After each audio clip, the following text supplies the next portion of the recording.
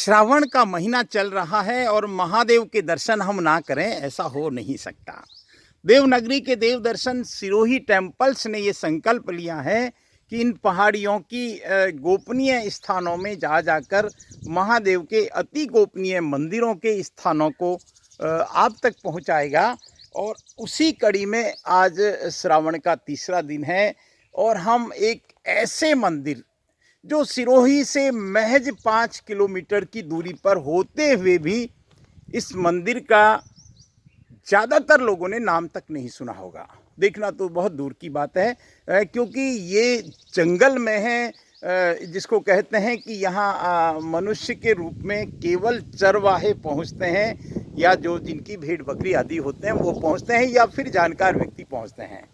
ये झमझम महादेव है। महादेव गिरी जी संत हैं, उन्होंने इस मंदिर के बारे में जब हमको बताया और हमने उनके साथ देखा तो हमारी जिज्ञासा हुई कि हम इस मंदिर के दर्शन आपको कराएं।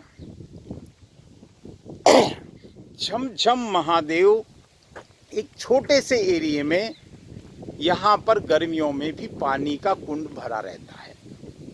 यहाँ एक बरगद, ये उबरे का पेड़, उबरे का वृक्ष है, उसकी जड़ों से पानी बहता है। और हम थोड़ा सा उधर भी आज आपको ले जाएंगे, थोड़ा सा कठिन मार्ग है लेकिन वहाँ आज भी पानी है।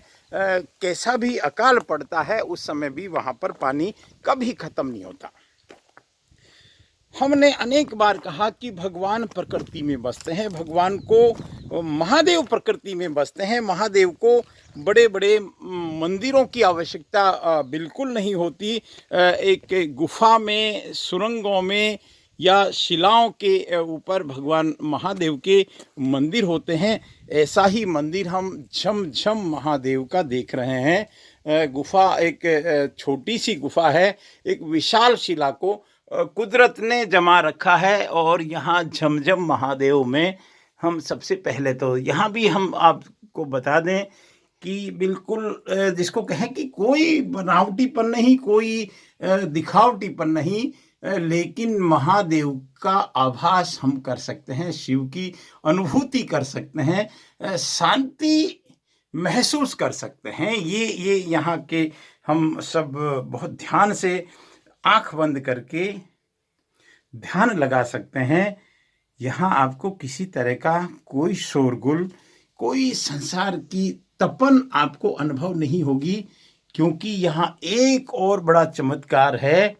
यहाँ अगर मैं इधर आपको घुमाऊंगा कैमरे को तो ये उस उबरे की जड़ है और कहते हैं 12 महीने इन जड़ों से पानी टपकता है।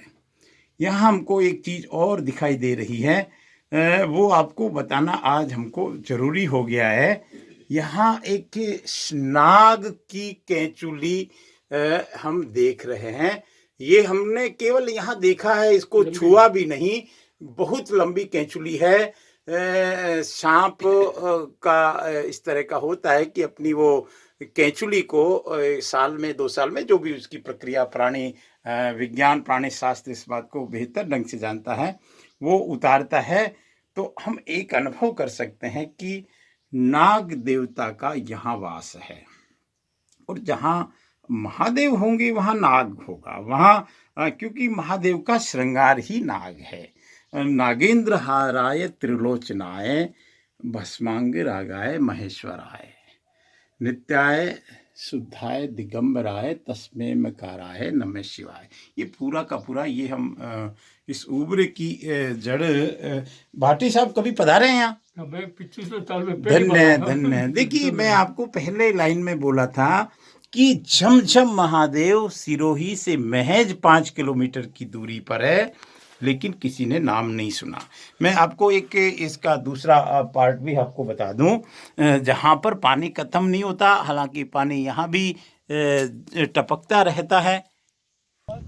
ये वो धूणा है जहां पर झमझम महादेव में एक बात तो हम ज़रूर मान सकते हैं कि यहाँ कोई सामान्य साधु या सामान्य पुरुष ठहर नहीं सकता, क्योंकि आसपास भयानक जंगल है, जंगली जानवरों का भी यहाँ निश्चित रूप से। लेकिन महादेव के मंदिर तो ऐसे स्थानों पर ही होते हैं। यहाँ जल अभिषेक किया है हमारे देवनगरी के देव दर्शन की तरफ से भाटी साहब ने, और ये धूणा है। ये अलग बात है कि आज हमको यहाँ किसी साधु के दर्शन नहीं हुए, लेकिन यहाँ देखिए चारों तरफ एकदम घनी छाया के बीच में ये कुटिया भजन के लिए निश्चित रूप से कमाल की है। लेकिन फिर वही बात है कि सामान्य व्यक्ति यहाँ ठहरना असंभव है, मुश्किल है।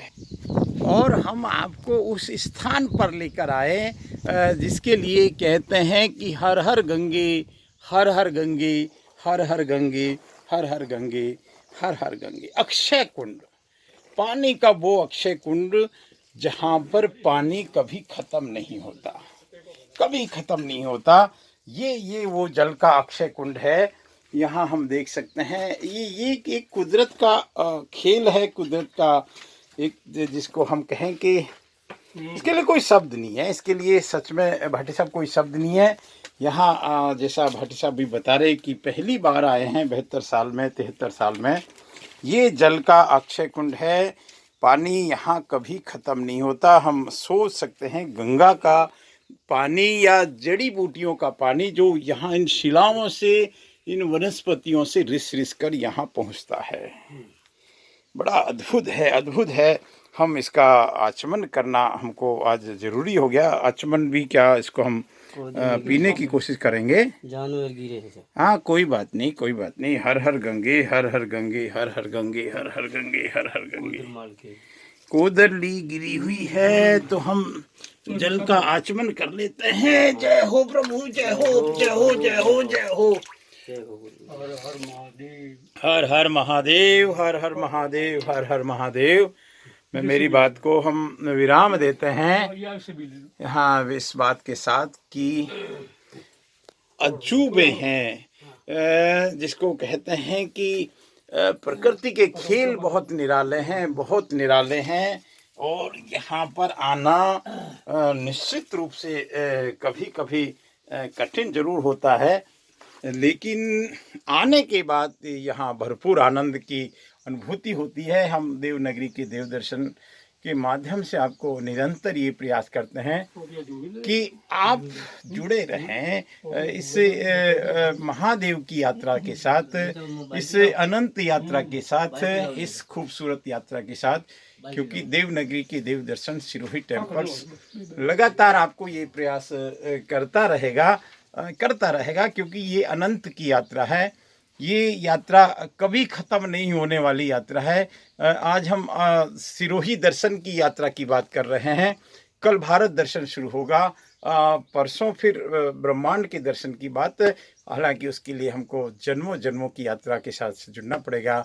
मैं राजेंद्र नरूका, मेरे साथ भीख सिंह जी भाटी साहब, और एक हमारे भाई हैं, क्या शुभ नाम है भैया? मेरे लालू राम। ये लालू राम जी। आज की यात्रा का मैं सारा क्रेडिट इनको देता हूँ, इसलिए देता हूँ क्योंकि ऐसे मार्गों में जहाँ दुष्कर मार्ग हैं, भले ही 5 किलोमीटर की यात्रा हो, लेकिन उस यात्रा में भी अगर हम भटक जाएं तो बड़ा मुश्किल हो जाता है। ये अक्षय जलकुंड जो पानी का कभी ख़त्म होता नहीं। मैं इसी बात के साथ राजेंद्र नरूका आपसे विनम्र प्रयास कर रहा हूँ, इस देवनगरी के देव दर्शन यात्रा के साथ जुड़े रहें। धन्यवाद, नमस्कार। हर हर महादेव, हर हर महादेव।